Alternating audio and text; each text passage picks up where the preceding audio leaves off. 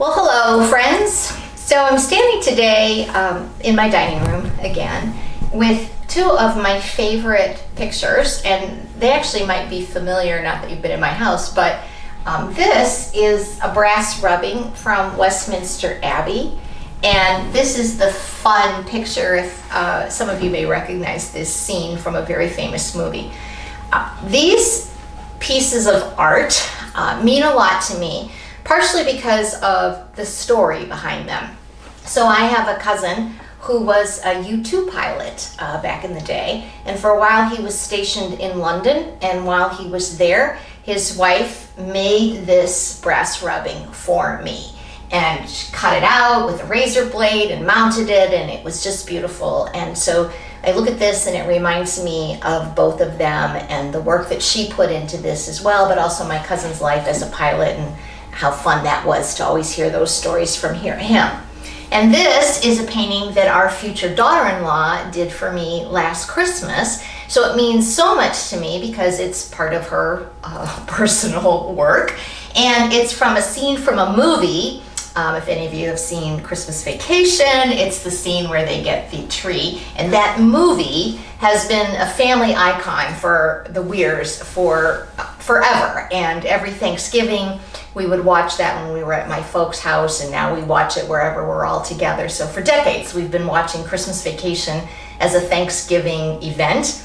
And so Gabby painted this for me for Christmas last year. And I got thinking about these today because yesterday I was in my class that I talked about, my 1 day a week for 5 weeks class, which is on transitional ministry. And we watched a really fascinating video by DeWitt Jones, if you want to look him up on YouTube. He's an award-winning photographer for National Geographic, and he put together this really fabulous film. And it's about how do you see the world, and what lens are you using, and what story do you want to tell? And that really hit me when he talked about what story do you want to tell. And I thought, what story do I want my life to tell?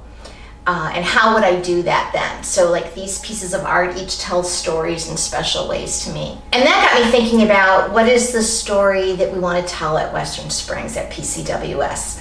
What are the stories that you look at the building, or you look at the yard, or you look at pictures on the wall there, or you look at things in the sanctuary, and you look and you feel a story coming into your memory? What are those stories? What are your favorite stories from the history of PCWS and your time there?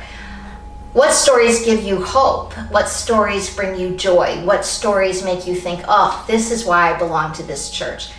And then I was thinking, well, how do we keep those stories going? What is the story that we want to tell at PCWS? So I've been thinking about stories and how we represent them and how we use them to share ourselves with the world, with each other, with the community. So that's what I'm thinking about today is stories. So what story do you want your life to tell, and what story do we all want PCWS to tell? I hope you'll join me on Sunday because, of course, that's a place where we tell stories all the time. How we learn about God is through the stories of the Bible, and this Sunday we'll hear another story from the Bible out of Genesis. Stories are what pass the faith on to us as well. So what's your story? What's your favorite story at PCWS? What story do you want PCWS to tell in the future? Think about those things and then come to worship Sunday and we'll celebrate stories. Bye.